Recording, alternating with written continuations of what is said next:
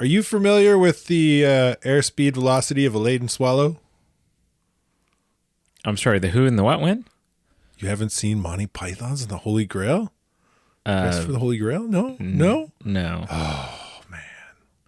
You got to watch it.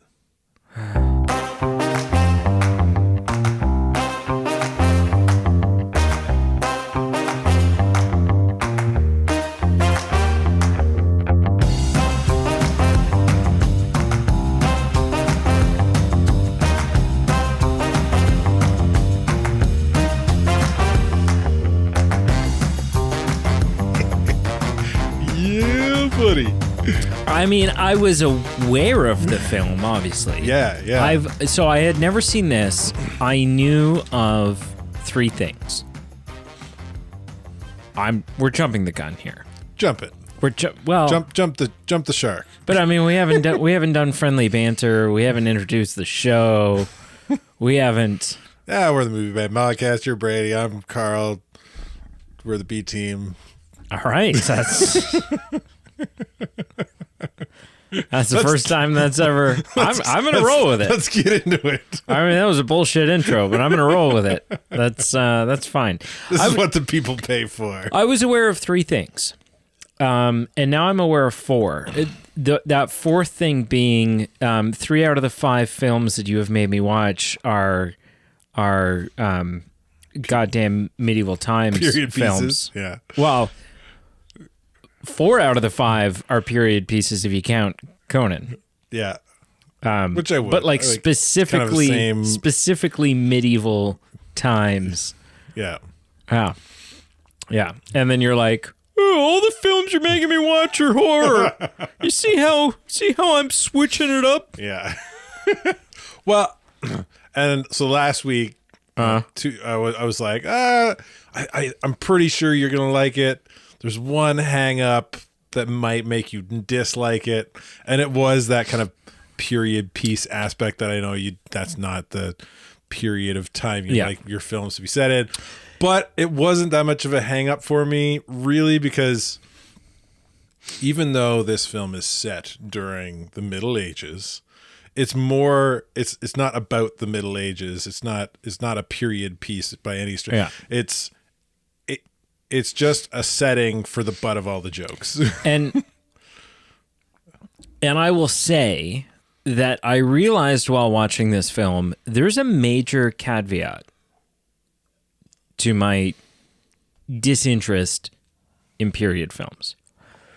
Oh. And that is whether it's the Ark of the Covenant, whether it's, like any of those things.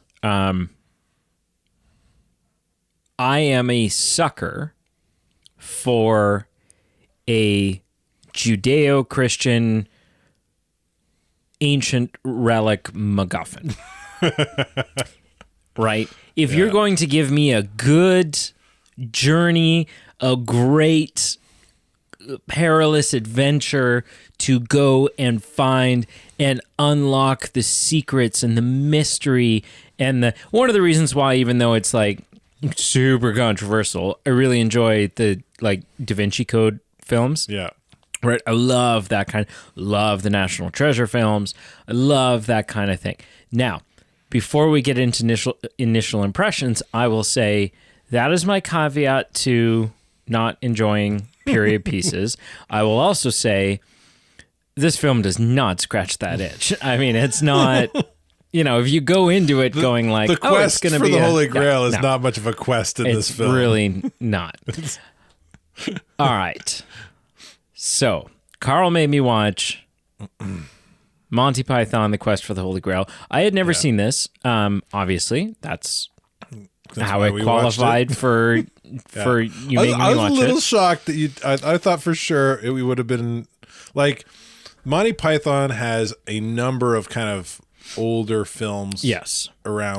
Made around this time. So is Life of Brian? Life of Brian is one. There's Meaning of Life. Meaning of Life. What is the one that starts out with a skyscraper sailing through the city like it's a pirate ship? I'm pretty sure that's Meaning of Life. Okay. Yeah. So that was on Netflix. Life of Brian Life of Brian is more about like this guy who gets named Brian, who gets mistaken to be Jesus Christ. Okay. And people follow him around and treat him like Jesus, but he's not Jesus. So yeah, I had whatever one it is that has the sailing skyscraper. Yeah. That was on Netflix at one point. That's Meaning of Life. And I threw it on at one point years ago. Just kind of curious, right? I was like, oh yeah, Monty Python. I was familiar with, I knew that the I've got a lovely bunch of coke, right? Like everyone knows that. The lumberjack song, right? I'm a lumberjack and I'm okay. Yeah. So I knew that. So I threw on this like, oh yeah, Meaning of Life. Okay, what is this? And after like 5 minutes, I was like, what in the hell? And I shut it off. Not because I wasn't interested, but my significant other at the time just didn't care. was not having it. And I was like, tried okay, watching. that's fine. So, and I could see Meaning of Life being a harder show to get through with somebody who's not into it. Because it's not even narrative in nature. It's complete. It's just a complete sketch show. Oh, okay. Right? There's not really a overarching narrative to it. Where so if that's not your type of thing. Yeah, Holy Grail and Life of Brian, even though there's a bunch of little sketches throughout it that may or may not influence the story, it has an overarching story narrative to it. The other things I knew were Holy Hand Grenade because of worms. Yeah. I knew the arrow in the chest, message for you, sir. And I knew that in one of the films, and I guess if I had sat down and thought about it logically, I probably would have surmised that it was this one. I knew about the coconut shell. Oh yeah, for the horse clopping thing. Yeah. All right. So initial impressions. It's pretty funny. I don't always understand. I'm not the number one demographic for British humor. Right. I think Mr. Bean's hilarious. Mm-hmm. But I think Mr. Bean is like universally funny. Yeah, it's classic slapstick. I struggle with things like Blackadder. Like I find Blackadder funny, right? But a lot of the jokes don't land for me. Mm-hmm. I really that kind of dry, witless British humor, and this is going to upset a lot of people. I couldn't get into IT Crowd the way that a lot of people got into it. Like I recognized the humor in it, but it was also, it's just that English, it's, and this is not like a racist or prejudiced or whatever. British humor is a very specific, like they'll acknowledge that. Yeah. It is a brand of humor. Yeah, for sure. Absolutely. So I'm not a big British humor guy. Having said that, I think that this film sort of transcends that. I think that what likely happened, because up until this point, and I don't know the order, I don't know if this is the first Monty Python film.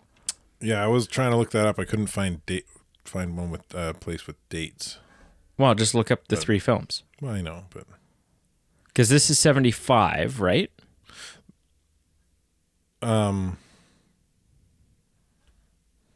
There's more than the three. They've got a few other ones that are technically attributed to them. But. So whatever. But they'd been doing Flying Circus, right? Yeah. Which was just a television show. It was their sketch comedy show. And that was probably, at least for its original run, I'm going to guess, largely viewed back home. Yeah, so in the UK.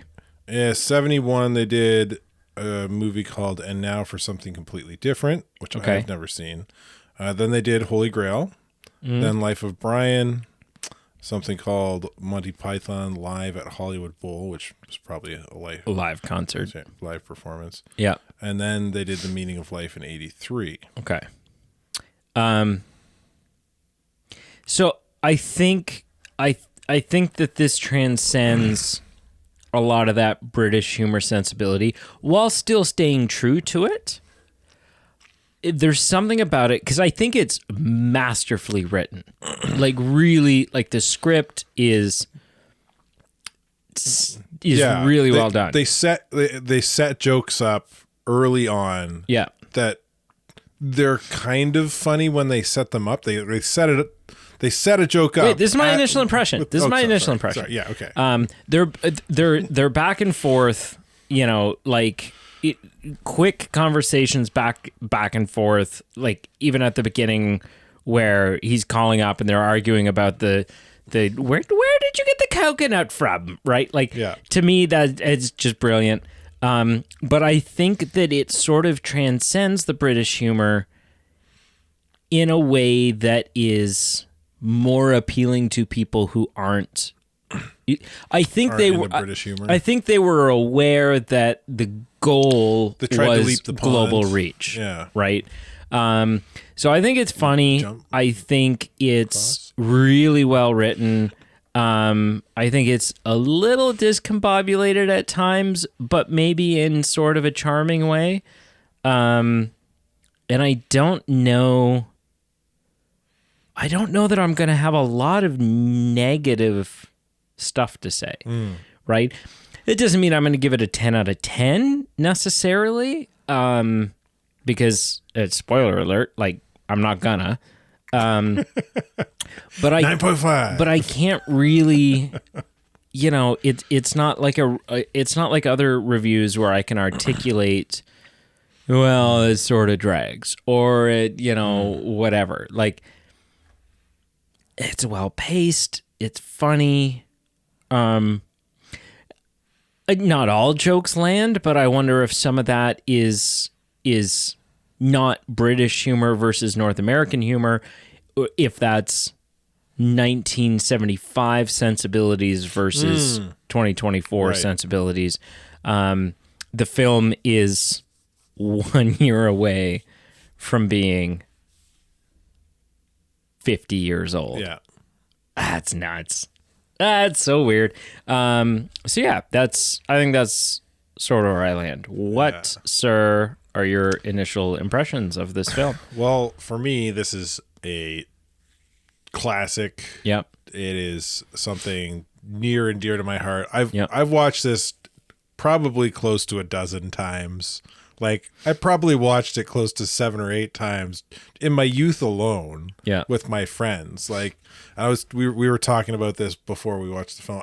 On the way over here, before we sat down and watched, I was thinking in the car driving, I was like, man, we used to quote this film all the time, like in the hall at school, at youth group. Like, somebody would do something and somebody would be like, he's a witch, burn him. But how do you know he's a witch? And just, like, the conversation would spiral into quoting the film. And I was just like, kids don't do that anymore. That might be my favorite scene.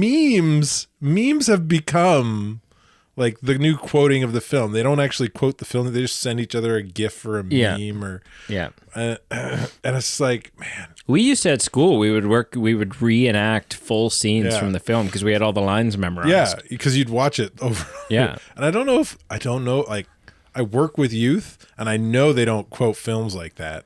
I don't know if they watch films the way I watched films as a kid. Maybe not.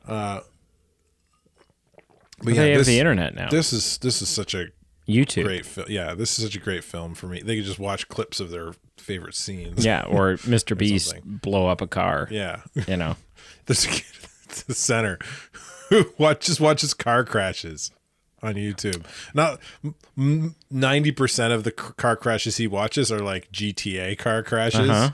But you still may want to keep an eye on this guy. It's still like, man, why do you? Yeah, it's fun. This guy find it kind of funny. Mm-hmm. But so anyway, I love this film to pieces. So quotable. So many fun scenes. I definitely like, obviously like British humor more than you after hearing you talk, because like IT Crowd, I loved.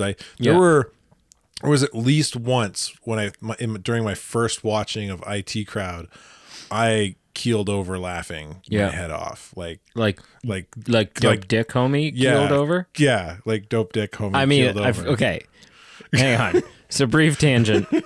Let's dive down this Dope Dick you can't rabbit hole for a second. So Carl and I, years ago...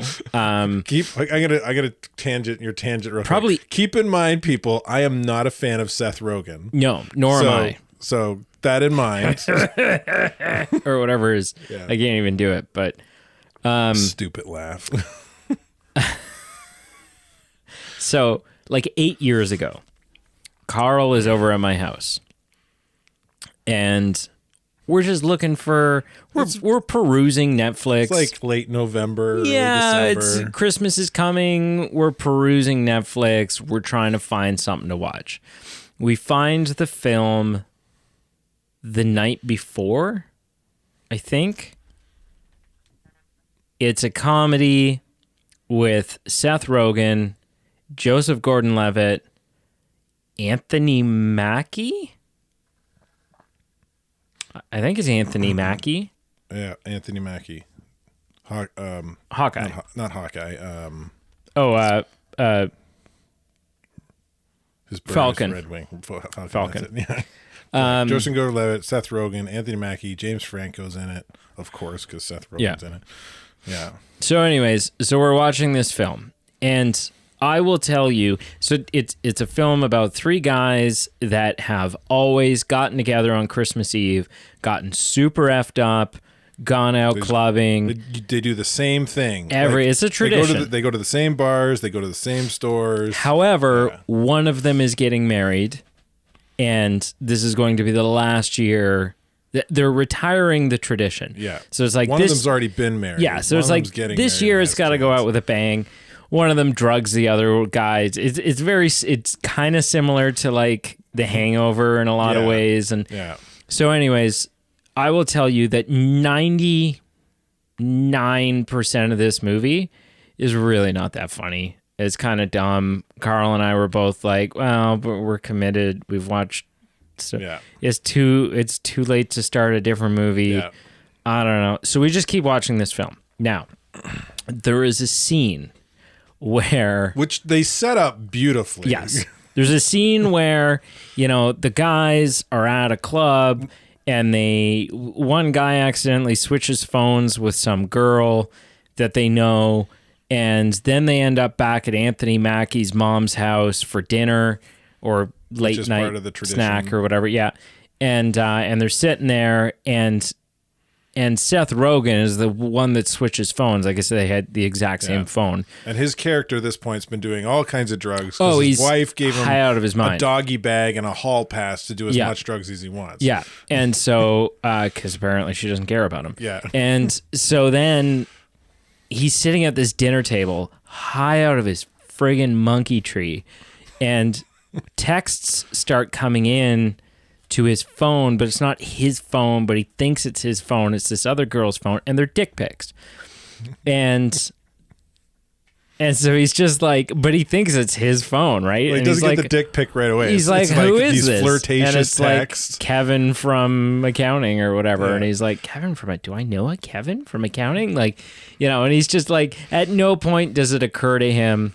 Yeah, he's just being, he's being like, nice and polite and like, I don't know who you are, but I'm gonna carry on this nice conversation, and the other guy is totally flirting because he thinks he's talking to the girl who he's right, and so he's like, and then he sends a picture of his dick, and he's like, do you want it? And he's like, well, who wouldn't want a dick like that? It's a dope dick, homie. And he like types out dope dick, and in that moment, it's the first time I ever had to pause a film. Carl was sitting on the couch, and then all of a sudden he was not sitting on the couch.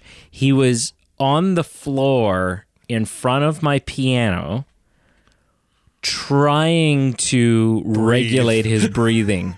Like laughing so He was laughing so hard.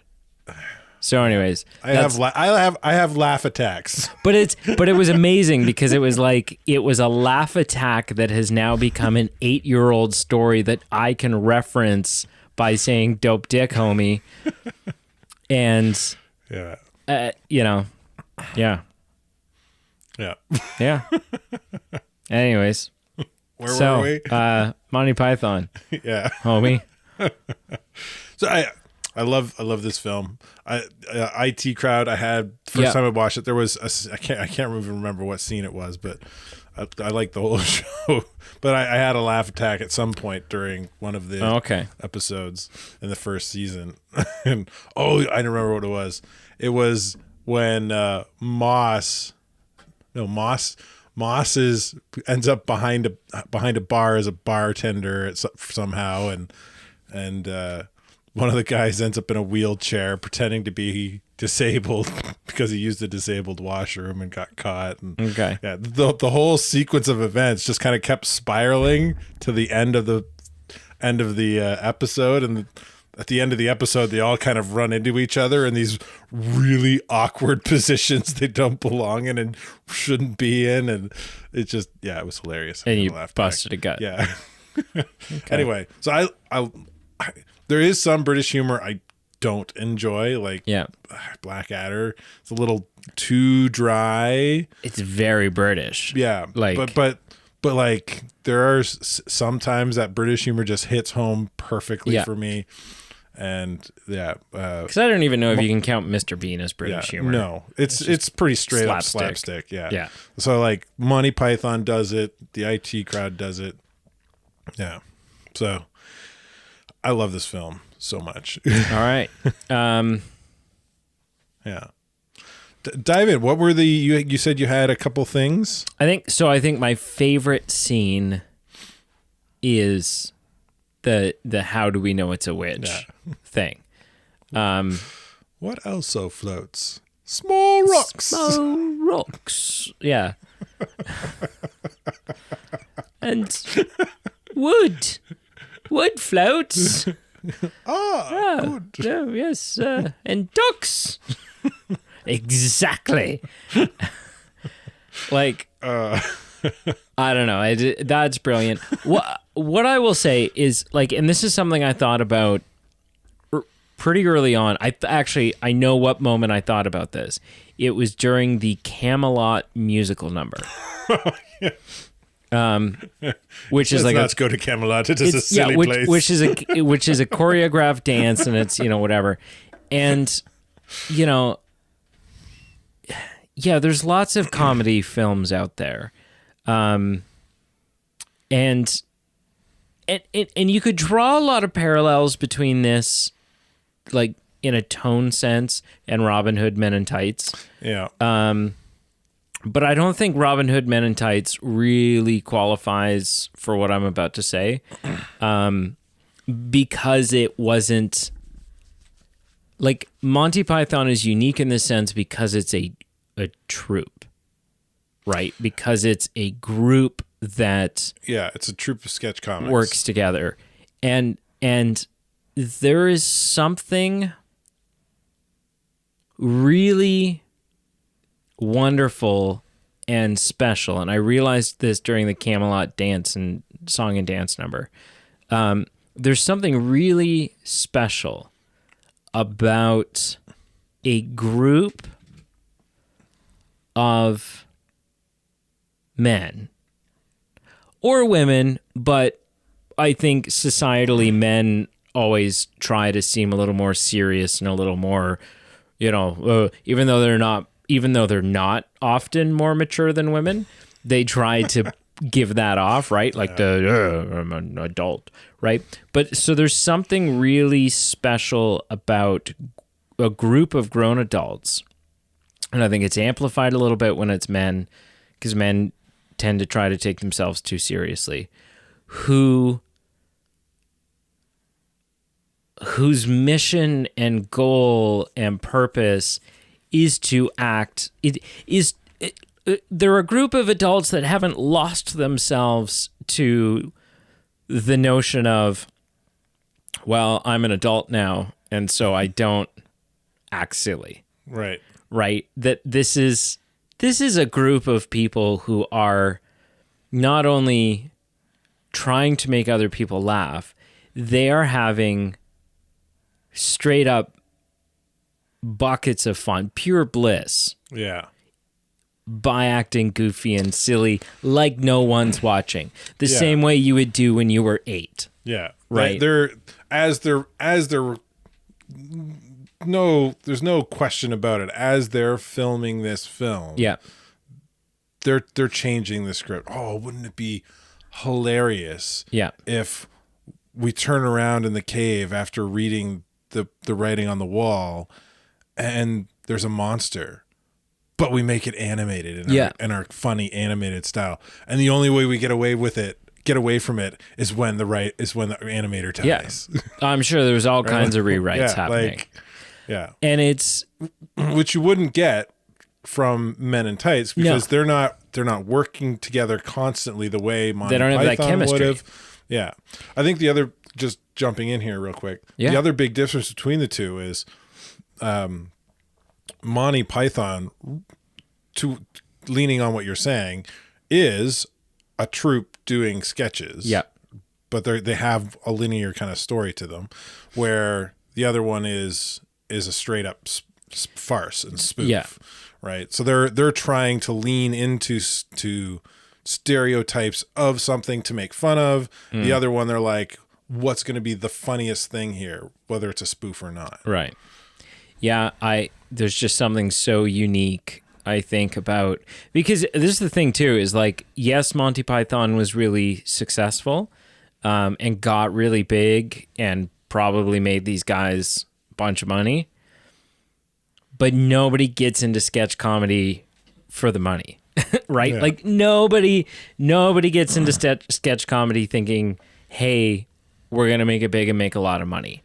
You get into sketch comedy for the love of the craft, right? And the ability to make people laugh and laugh yourself and have all this. And just have fun. And so, there was something, and it really, like, I think it's present throughout the full film, but it really hit me during that Camelot dance number, because I think it's like uniformly the goofiest moment in the film. And there's probably a lot of improvising in the middle there, like knights kicking things and kicking people. I read a thing while we were watching it where John Cleese, because there were rumors for a long time apparently that much of the film was largely improvised. John Cleese disputes that, and he says that there is no improvisation in the final edit of the film, that everything there was scripted. Now, it doesn't mean that's the original copy of the script. Right? They were probably rewriting as they were filming and coming up with ideas, but basically what it means, what John Cleese is saying, or how I'm interpreting it, is there was never a moment where we turned the camera on and just said, okay, go. Winged it. And I would interpret his words there probably to mean that the words themselves weren't improvised. Right. They were written jokes. Yeah, but like things like the old lady who appears twice, who's swinging the cat and hitting the wall. Meow, whack, meow, whack. Yeah. Like that was probably a extra that was just like, hey, do something funny back there while we're doing the main skit up here. Yeah. And just like cat prop. Yeah. And maybe, right? It's hard to say. It's a good movie, man. It's fun. It's good. It's fun. There's movies that I would watch, and I know that this isn't true, but there's movies that I would watch and say, oh yeah, like this is for everyone, right? Mm-hmm. Like this is for everyone. This is not one of those films where I would say that. Definitely not. I've experienced it. Like I've tried to share this with my wife, and she just was not having it. We got to the Black Knight scene, and she's just like, I don't think this is funny. funny. I'm done. I'm going to bed. And I'm just like, this is this is one of the best scenes. Where are you going? Do you find in a moment like that where you find something really funny and you're presenting it to, you feel like some ownership or some connection with the film, and you show it to your wife, and your wife says the words, "I don't think this is funny." It's like she's disapproving of you, right? It just verifies for me that I'm the funny one in the relationship. Oh, okay. She just doesn't know you think she's crazy. She doesn't know humor. Yeah. Oh, like okay. I know humor. All right. I can't wait to isolate that audio and send it to her. It's a constant fight in our house. Is who's the funny one? Oh, really? Yeah. Fight in quotations is not much of a fight. It's just friendly banter, but still. Yeah. Oh man. So, I had a question. Oh, I wanted to come back to I kind of you cut me off because you were doing your first initial impression. But I cut you off from cutting me off. Yeah. Okay. I love the way this film does a joke, but the joke is really a setup for a punchline later. Yeah. Like the sparrow thing with the coconuts, like pretty much first scene. And a little bit later, we get introduced to the first knight he meets, the witch scene. And the first thing we see the knight doing is holding a swallow with a string tied to it and a coconut. And so it's kind of like, oh, hey, that's funny. But then like the real punchline comes almost right at the very end when the wizard at the bridge is like, what is the airspeed of a the air velocity swallow? of a and he's like African or European, and it's like that's the actual punchline the to that first scene. And it doesn't see you don't notice it because the first scene is funny and it has a bit of a punchline. And in some instances, and I mean obviously this is subjective, but I would say like I found all three of those moments funny. For me, I think the initial setup was almost the funniest part because there's so much back and forth, right? And I'm a sucker for that, almost like Abbott and Costello, who's on first, word play humor. I love that, right? I think that is largely a lost art form, right? Yeah. I, as a kid, and this probably won't surprise you because I am a very techie. I fit in this. I don't fit in any box, right? Because I'm this like techie, punky, kind of whatever guy. Love Halloween, love spooky stuff. But I'm also like a 95-year-old man because I love Dick Van Dyke and the Carol Burnett Show and, all this stuff. And so when I was 11, maybe 12, but I'm guessing closer to maybe 12, me and a friend at school had the entire Who's on First thing memorized. Nice. Memorized, like we could perform it. Yeah That's how I spent my youth. Yeah I some of the little things in this film, they're not super funny, but I just enjoy them. Like Belavir's got the little faceplate.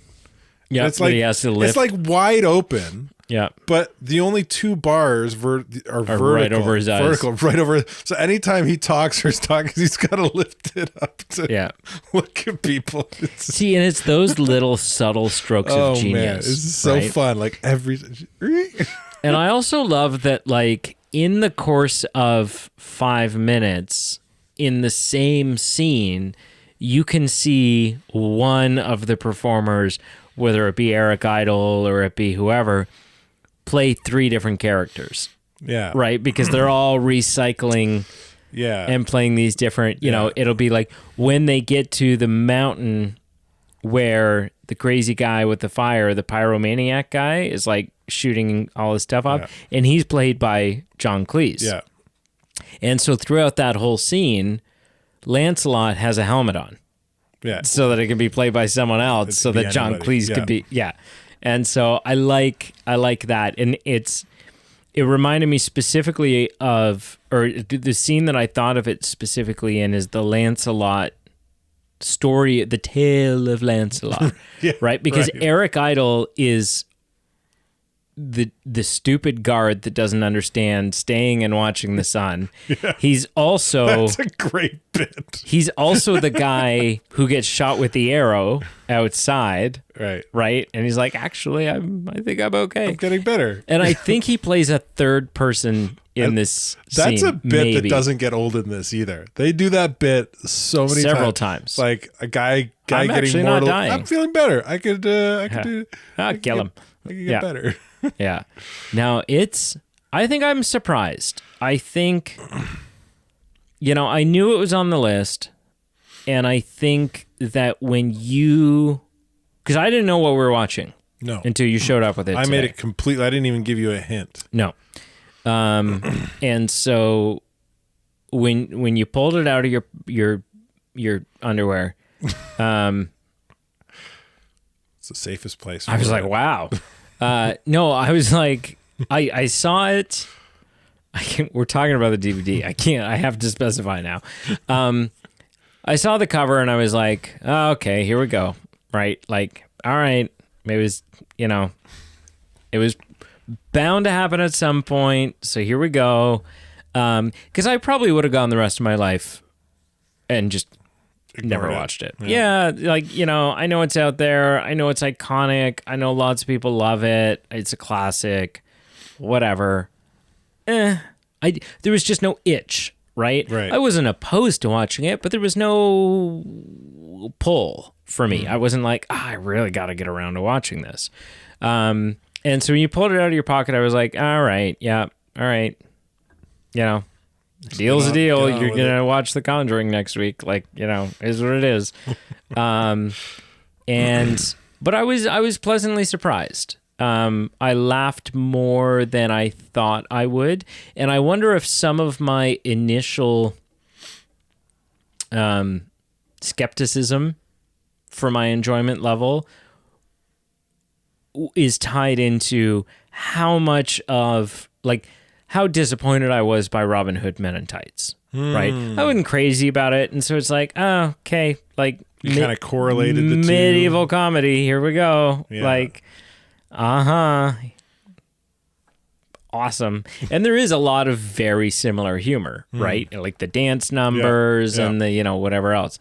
And so, I was like, but I think this is a far superior film to Robin Hood Men in Tights. Yeah, they did a good, I would say Robin Hood took some notes from this to make their film. Oh, probably. But yeah, this is so good. Yeah, it really is. Oh man, I love the other thing.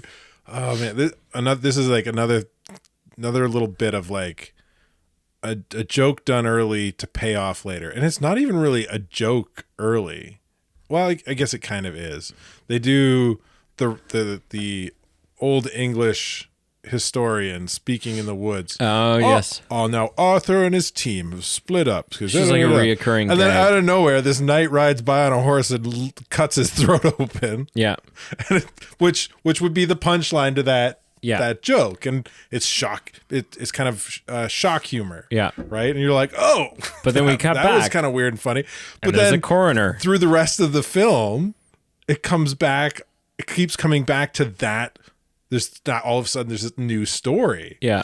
And it keeps coming back. Coroner, this thing, the next thing.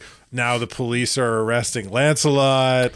And then the film ends with the main punchline to that joke, which is them arresting the rest of King Arthur and Belvedere and shooing people away, and that's what ends the film, because all the cast is either dead or arrested. So what?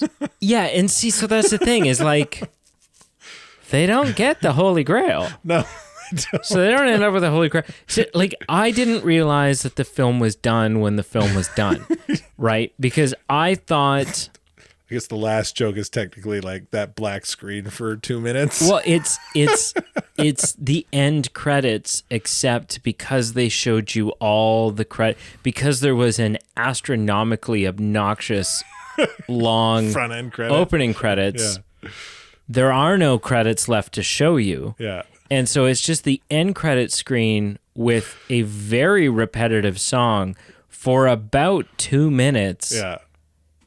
With no text on the screen. It's just black. And so I thought it was like going to cut back in and we are going to have like another 10 minutes of movie or something like that. But no, that was the end of the film. And so all of a sudden the DVD just went back to the main menu and I'm like, wait, what? It's done? There's no... I just listened to 2 minutes of this thinking it was going to come back in and it never did? You son of a bitch. I was so tempted to tell you, but I just couldn't. No, it was brilliant. I'm glad you didn't. That's just a weird ending, man. Yeah. It's like they don't there's just no resolution. There's no closure at the end of this film. It's just like, well, everyone's either dead or arrested, so I guess the movie's done. Yeah. There's nothing else to show you. Like said to you, the black screen with the music is just long enough to make you kind of ride this roller coaster of annoying and thinking it's funny and okay, it's annoying again. Okay. This is kind of funny, and then okay, now I'm really done, and then it kind of it ends just when you start getting annoyed with it, like the third or fourth time. Yeah, so but you always keep coming back to, man, they're playing this joke. It's kind of funny. Yeah. Oh, that's annoying. Okay, I mean, it's working. It's fun. Yeah, it's this weird roller coaster at the end. Yeah, it's solid. It's a solid gag. It's a solid gag. Anyway, yeah. I go first, right?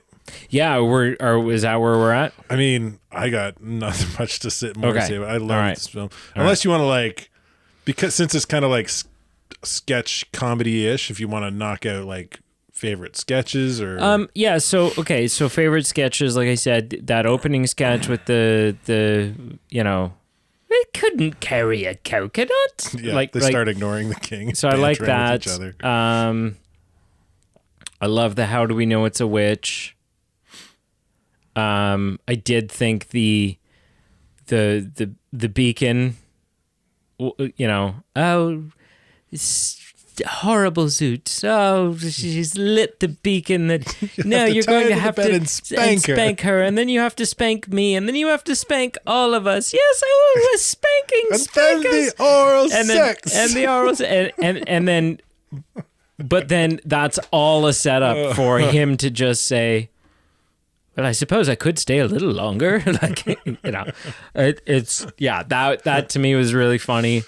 I would say those are like the three main ones for me, the three standout ones. Yeah. What about you? So I would put, I love the, it's a second or third scene in the film where he's galloping along by himself and sees a old lady. Old lady, I'm not an old lady. Right. Excuse me. I'm a man. They start bantering. I'm the Who king. are you? I'm king of the Britons. King of the who? I didn't vote for you. Yeah, that was You good. don't get voted for. I was bequeathed it when the lady of the lake. Well, some old hag in the water, wet and stuff, gives you a sword, makes you. What if some wench gave me a saber? The whole bit is just this. He's like it's hardly like this, seems like a basis for government. this like political satire thing it was going good. back and forth. Hilarious. Oh, that's definitely one of my favorite scenes. I love the Black Knight scene. I think it's solid. Yeah. Come back here, gnaw your neg off. Oh man, what would be my next one? You get one more. Funny. I'll go with the knights who say knee. That one kind of fell flat on me. I'm going with that because I just like how quotable and fun it's just kind of goofy fun. It's not the funniest. It's just kind of goofy and fun. Yeah. Like these knights are like making people go out so they can like do their landscaping essentially. Yes. Yeah. And now we're the knights who say icky icky patang. And that was good. That was good. I like the quotability of that scene. Well, and what was great about it is that it was never repeatable, and so the guy was like, "But the knights that would until recently formerly referred to the knights who say," yeah, that was good. Oh man! All right, sir. On a scale of 0 to 10, how would you rank or rate? I never know what to say there. Rake. Man, how would you rake? I'd give film? this like. I gotta give it like. Now there's heavy bias in this, but I don't care. I'm giving it a 9. Okay, this is phenomenal. Like, even the scenes that aren't that funny are still funny. Okay, wow. This is a great film. Wow. And anyone who doesn't like it doesn't know what they're talking about, and they don't know comedy. Wow. Wow. My wife doesn't listen, so I think I'm safe. Probably. Yeah. What would you rate this film? I will judge you.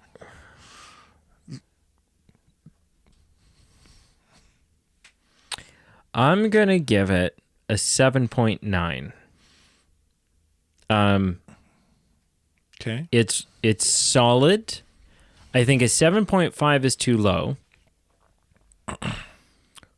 I don't know if I'm able to give it an 8. So 7.9 is like, yeah, for all intents and purposes, you tell your friends you're an 8. Right? But we know. Like, we know you're not. But, when you're making your Tinder profile, you put an 8, right? 'Cause it's like essentially an 8 minus the tip. So, yeah, 7.9. What would have pushed it over the edge? What kind of makeup did it need to put on? Did it need a better push-up bra? Wow.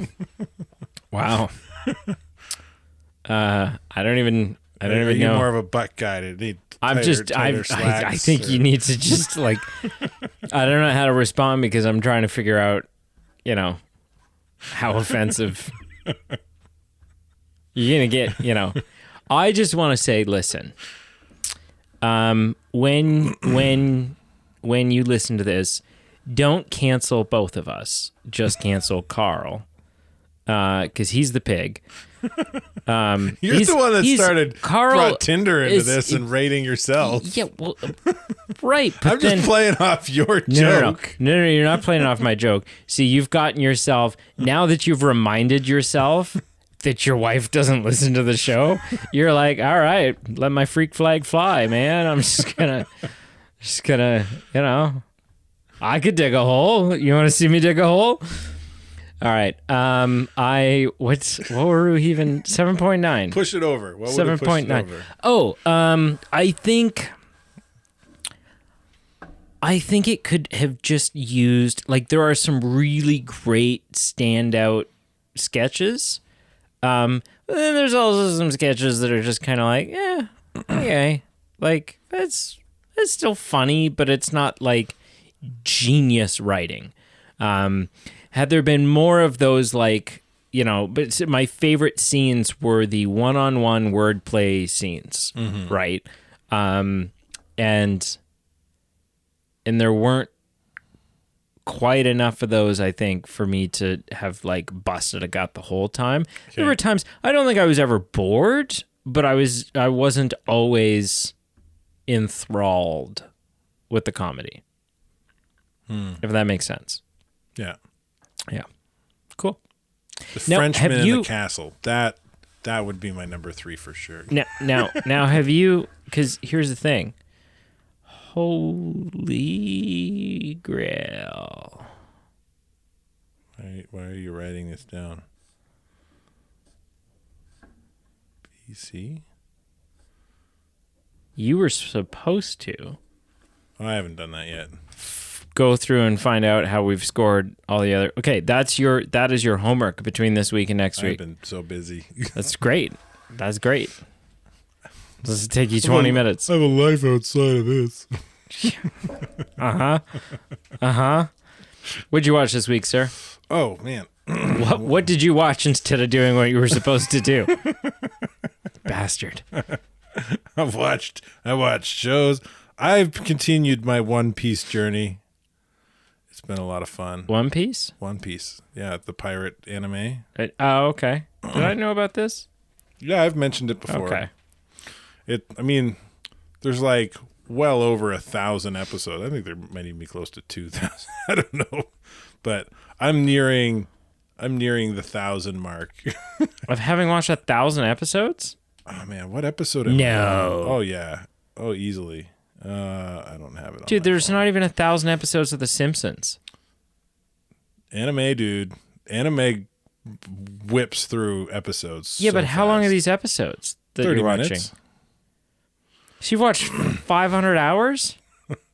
Almost. I think I'm around episode 800, 8.5. Yeah. Pull out Google. What's 500 divided by 24? Yeah, give me a sec. 500 divided by 24. I mean, I should be able to do this math.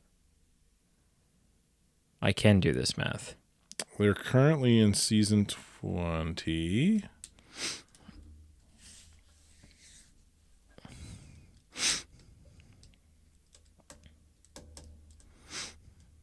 What's 500 divided by 24? 100 divided by 500. 4. No, 500 divided by 24. 500? Yeah, Oh, which is easy. The answer's 20 then, right? 20. So you're saying you have spent 20 days of your life, 20 full around-the-clock days of your life watching this show? Bullshit. There's no way. There's no way. The series currently consists of 1,108 episodes. And you've watched all but 108 of them? No. Well, not at 100 yet. Or 1,000? 1,000 yet. I don't know, I don't think I've even hit 900 yet. But, well, I mean... I just don't buy it. They're like 30 minutes long on the thing. Yeah. But anime intros are notoriously long. Okay. So like So 4 to 5 minutes. So instead of 20 days of your And life, then- you've spent 17 days of your life? So Is like that what you're saying? realistically, there's like 20 minutes of content. Okay. So 15 anime. days That's of your a half life. hour. 15 days of your life? Oh, easily. When did you start watching this? Christmas. There's no way that in the last 6 months you've spent half a month watching this show. Every time I do laundry, dude, I fold laundry and I sit in front of the TV, watch One Piece, Yeah, but bang out a couple. okay, episodes. hang on. So how many episodes would you say you've watched? Oh, sorry. I should correct. I restarted watching at Christmas. I had previously watched the first 4 or 5 seasons years Okay. ago. Okay. So at Christmas, I started watching again. And how many episodes per season? Oh, it varies drastically. Like some are like 60 episodes or something in Yeah. a season? Oh, okay. All right. Yeah, all right. it's- I buy that a little bit more. But do you see what I'm saying? No, yeah, Right? I Because hear I'm you, like yeah. 1,000 episodes in the last 6 months. No, yeah. How are you not divorced? No, I get, yeah. The correction in the math there would be that Okay. I didn't start at the beginning Right. of Christmas. I jumped in Right. kind So of a third of the way. I could believe that you've watched 400 episodes since Christmas. that would probably be I more still think accurate. that's scary and pathetic. It's slightly concerning. It's not hard to get through them. They're not that long. No, it's anime. It's hard to get through one of them, I'm guessing. Maybe for you. Garbage. Anyway, so outside of that wicked awesome show, Yep. family movie night last week. Mm-hmm. My wife had her pick. Mm-hmm. And she picked Wish Dragon. Are you familiar? No. Were you? It's prior to watching it? I've seen it. It's a Netflix show. Okay. Animated. Is it good? It's not bad. Is it? Because I guess you're sort of beholden to the fact that you have young children, right? So like a little bit. Sometimes you got to pick stuff. Well, I mean, last week was Monster Truck. Yeah. So you got to pick stuff. You can't be like, all right, tonight we're watching The Green Mile. Yeah, right. Exactly. For a family movie night. Yeah.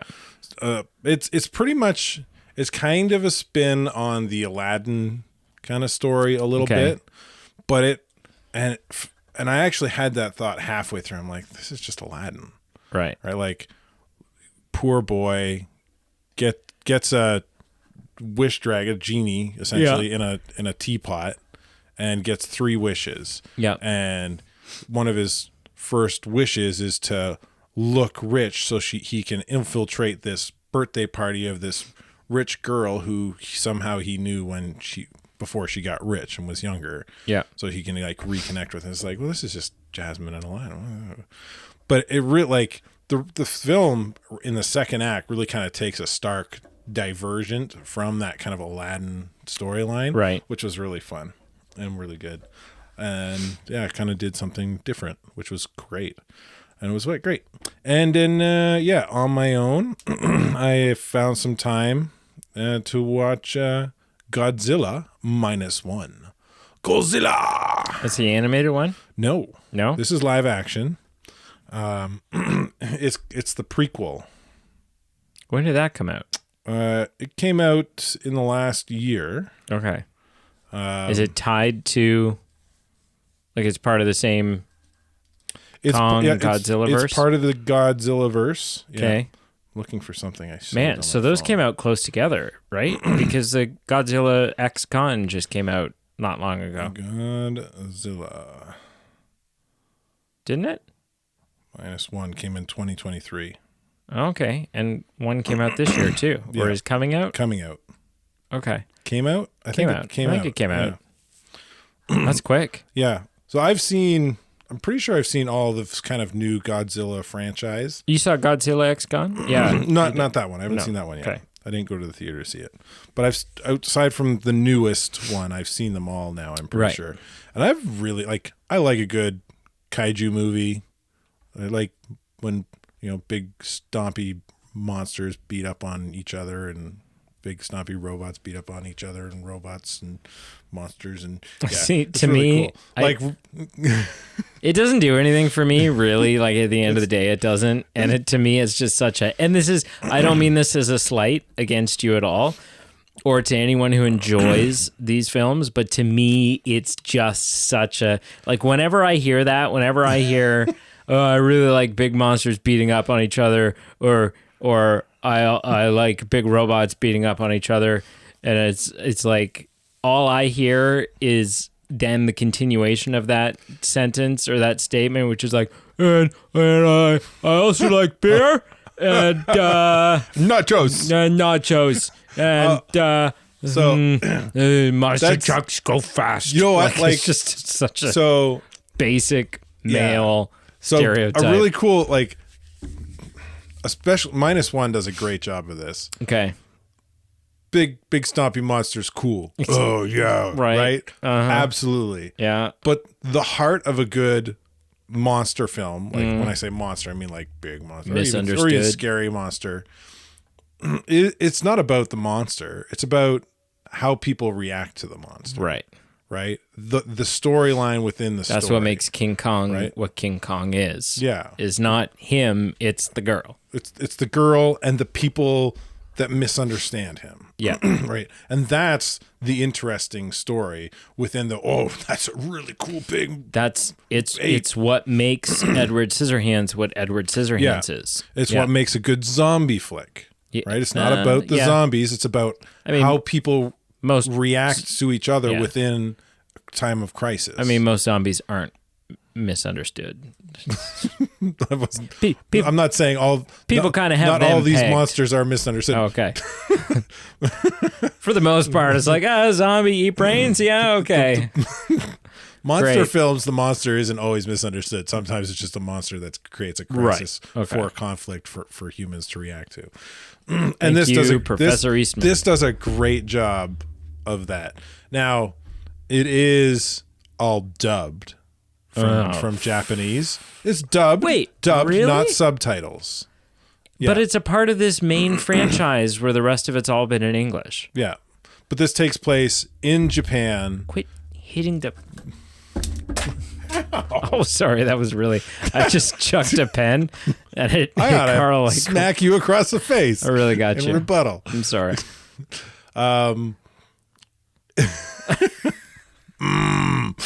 Just went for it. Did it hurt? Yes. Oh, okay. Oh, man. Gotta temper myself. I put the... You put the thing in intentionally first? Yeah, there's no pen marks. Yeah, I clicked it in. Not a monster. Gonna make a good monster. Just misunderstood. Just misunderstood. Yeah. We're off the rails. It takes place just after World War II. Right. Like, okay. It actually starts before the end of World War II, before the bomb drops. Like, he runs into Godzilla, and Godzilla's tiny. Yeah. He's still a like lizard. a dinosaur Okay. size, but he's tiny by comparison to what. So there's still no we know him explanation in this franchise as to why there's a dinosaur still living? No, they get into it. Do they? Okay. A little bit in one of them. They talk. Which one was that? It might have been. It was either Godzilla Kong, where they go after King Ghidorah. I can't remember.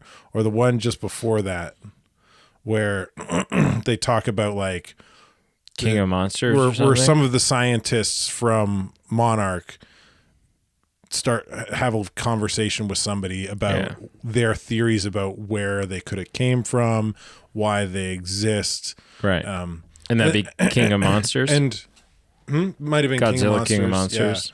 Because the last 3 films at least so many of them dove now. into this Earth beneath the earth business, which is where they've theorized a lot of these monsters come from. I gotta get into it. I gotta watch them. It's pretty sweet. Anyway, it was good. I really enjoyed it. I think that was it.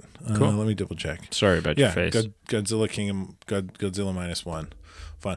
The dubbing did take a little bit to kind of like get over. I'd probably skip that one. But once you get over it, the story was really good. The acting was good. And I got to show you this this meme I found while surfing around. Where'd it go? Oh no, where did it go? There it is. So for those that aren't looking, there's 2 pictures. Top picture is of Godzilla from -1, and $15 million for a 2-hour movie in Japan. $200 million for a 2-hour movie in America. And it's the bottom one is it's MODOK, but what was the MODOK from Ant-Man. From Ant-Man Quantumania, but the horrible the character's name.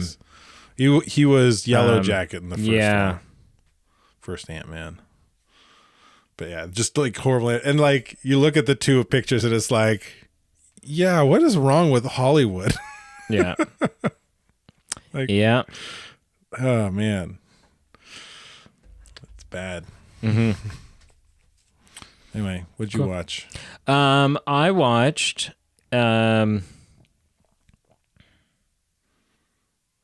I watched a film called. What year did it come out? 2004, 2002. Fairly recent. A film. Fairly recent, like 20 years ago. Shut up, I'm 40. It's fairly recent. Oh, yeah. By the way, happy birthday, Carl. Belated by the time the listener's hearing this. However. Well, still belated now. Well, okay. Carl turned 40. Like, he's officially probably, dying? Middle-aged. Right? Is 40 Assuming you might make it to like Did 80. Did I tell right? you Like, about my theory about why 40's over the hill? what? No. Okay, I thought about this last year when I turned 39. I was like, man, I'm going to turn 40 next year. I'll be over the hill. What the hell does that even mean? And I started kind of thinking about it. So my theory is the saying, I don't know. I don't want to Google it because I like my theory. But my theory is once you turn 40, you've been an adult for more than half your life. Well, hopefully not. That you're assuming you're dying in your 70s. More than half your life that you've lived. Wait, what? I'm 40. Yeah, huh? Half of the life I've lived, I've been an adult now. Oh, at 20. Okay. Right. You're kind of officially an adult right around 20. Okay. So 40, you've now the rest of your life you're going to be an adult longer than you've been an adult longer than you've been a child. Right. Except in your case, we're still waiting for adulthood. I guess that shoe still has to drop. Like, that's sort of in the eye of the beholder here. Yeah. I mean, physically, my body. Physically, yeah. My heart and soul are still yet to. And I like beer and monsters and stuff on each other. Oh, man. Have you seen Pacific Rim? I was just going to reference that. Love that film. Okay, so I watched a early 2000s film that I had not watched since like the year or the year after it came out. So it's a rewatch. Yes. Yeah. Starring Clint Eastwood, Morgan Freeman,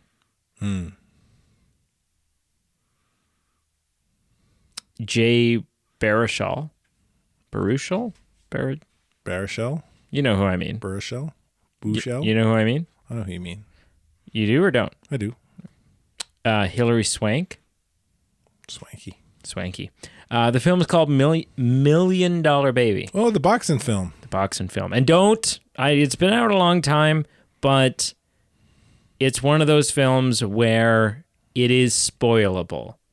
Mm-hmm. And so if you haven't seen it, I highly recommend Million Dollar Baby.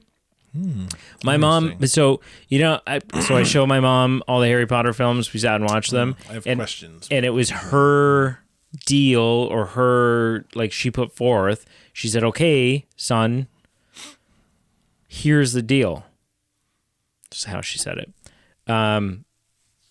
Every time we complete a series that you want me to watch, I get to make you watch a movie. I'm like, that's not fair at all. So sure.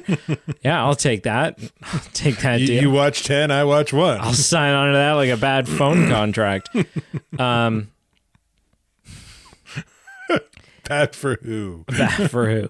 And so the movie she had me watch was Million Dollar Baby, and I'd seen it before years and years and years ago. First time she saw it years ago, it would have been right around the time it came out, maybe a little bit afterwards. It was definitely like a DVD rental kind of situation. We didn't own it, but I remembered it, and I remembered the twist, and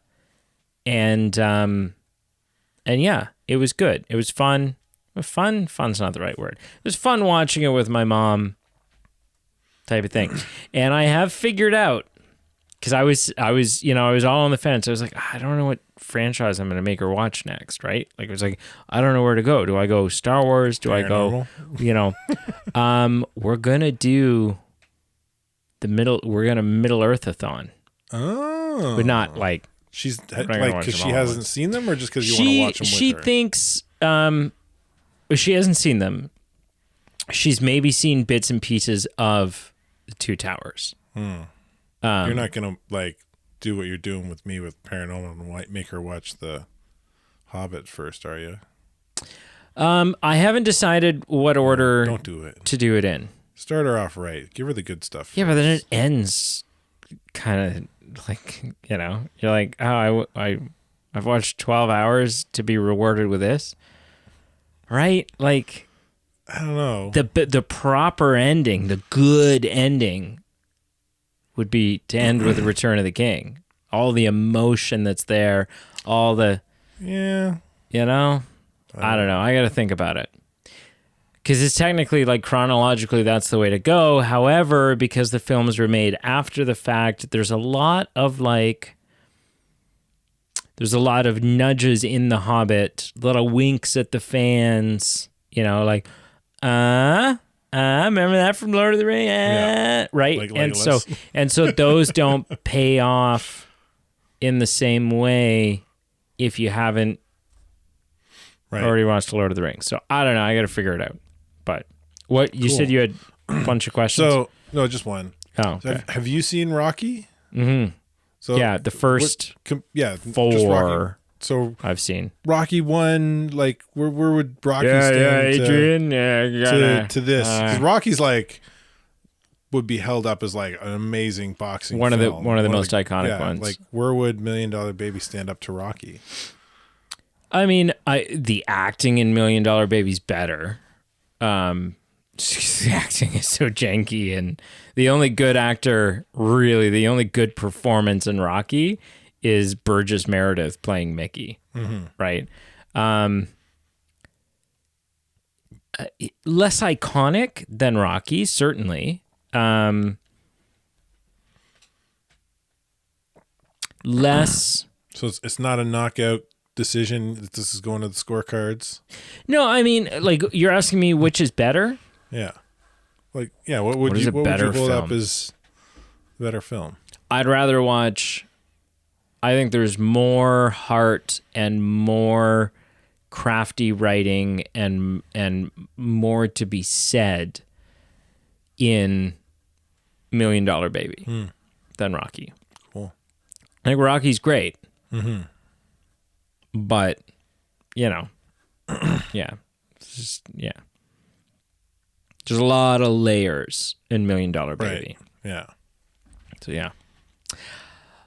Thank you so much for listening. Make sure you check out our Facebook, Instagram, and Twitter. I'm not calling it X. No, go to hell. It's like, for those who watch wrestling, there's a Triple X. Or, whoa. I don't need to know about your Triple X stuff. Wrestler. No. You see, you could have gone Generation X. You could have gone America's Got Talent. You could have gone the Vin Diesel Triple X films. Why would I go there? But you went straight to porn. Vin Diesel? No, I went to a wrestler. His name's so Triple a guy oiled up. No, his name isn't Triple X. It's Triple H. You went to a guy oiled up in his underwear, rolling around with another naked guy in his oiled up. There is a serious craft to wrestling. Don't knock it. I'm not saying there's not. It doesn't mean it's not porn. Look, hardcore. Listen, hardcore. This is the last thing I'm going to say on this. Hardcore wrestling fans get off to wrestling the same way normal people get off to porn.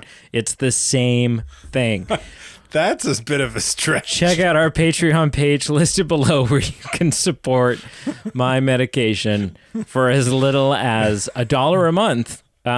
You get some fun perks in return, including exclusive video content. Good luck convincing wrestling fans after that last comment. And bonus episodes. No, hey, I'm not knocking wrestling. You just knocked wrestling fans, though. No, why? Totally did. Why? Anyway, move on. Why? Because merch. Because I watch wrestling with a box of Kleenex. Like it's fine, right? And we have merch. New merch. Yeah, wrestling merch. We got wrestling merch now. We got a greased up picture of Brady. I bet. Oh God, if we released a T-shirt that just said "I like wrestling" and there was like a couple of like crumpled up Kleenexes, oh my God. Yeah, nobody who likes wrestling is gonna decide to Patreon with us anymore. Listen, I don't have. If you like wrestling, I'm sorry. Brady's wrong. I genuinely don't have anything against wrestling. Just those I've that never watch watched. wrestling. No. I've never watched wrestling. I don't know. Do you know why I've never watched wrestling? I think I've maybe brought this up in the past before, but like this, the reason why I don't watch wrestling is the same reason I don't watch any of the soap operas, is the same reason that I don't and probably never will watch Doctor Who, the same reason I've never played any of the Final Fantasy games. I am such a completionist.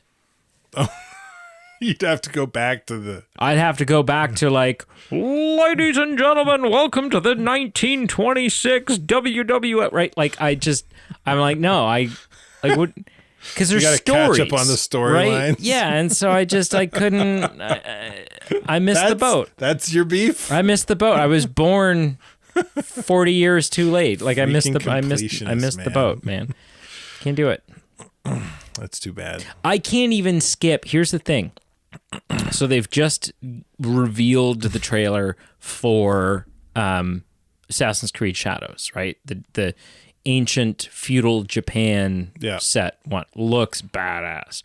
I haven't played Mirage yet. I own and have played most of or half of, or I don't even know, Valhalla, but I haven't played in, I don't know, 6 months, and I haven't completed it. And there's a good chance that if they follow the pattern they've been following, once Shadows comes out, Mirage will drop on Game Pass. But I cannot, even though I'm like, I see all the problems that everyone had with Valhalla, I'm not into it.